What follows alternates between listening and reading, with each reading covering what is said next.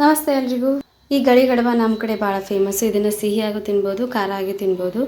ಇದು ಭಾಳ ಹೆಲ್ದಿ ಮತ್ತು ಟೇಸ್ಟಿ, ಸಿಂಪಲ್ ಆಗೂ ಮಾಡ್ಕೋಬೋದು. ಇದನ್ನು ನಾವು ಚಪಾತಿ ಹಿಟ್ಟಿಗೆ ನಾದಿರ್ತೀವಿ, ಅದ ಹಿಟ್ಟಿನಿಂದನೇ ಮಾಡ್ಕೊಳ್ಳೋದು.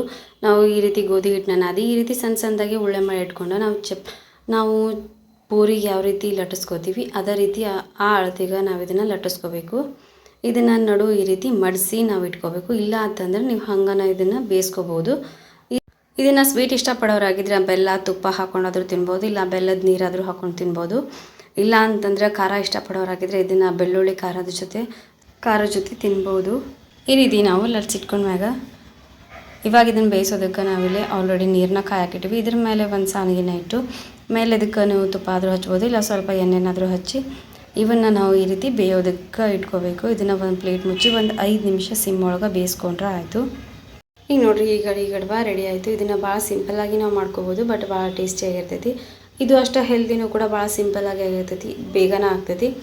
ಸೊ ಈ ರೆಸಿಪಿನ ನೀವು ಏನಾದರೂ ಟ್ರೈ ಮಾಡಿದ್ರಿ ಅಂದರೆ ನಂಗೆ ಕಮೆಂಟ್ ಮಾಡಿರಿ. ನೀವು ಇದಕ್ಕೆ ಈ ರೀತಿ ಖಾರನೂ ಸ್ವಲ್ಪ ಕೆಂಪು ಖಾರ, ಅದಕ್ಕೆ ಸ್ವಲ್ಪ ಎಣ್ಣೆನ ಹಾಕಿ ಈ ಥರ ಮಿಕ್ಸ್ ಮಾಡಿ ಅದ್ರ ಜೊತೆನೂ ಇದನ್ನು ತಿನ್ಬೋದು. ಅದು ಅಷ್ಟು ರುಚಿಯಾಗೂ ಇರ್ತೈತಿ.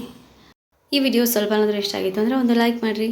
ಹೆಂಗೆ ಅನ್ನಿಸ್ತು ಅಂತ ಪ್ಲೀಸ್ ಕಮೆಂಟ್ ಮಾಡಿರಿ. Thanks for watching and keep watching.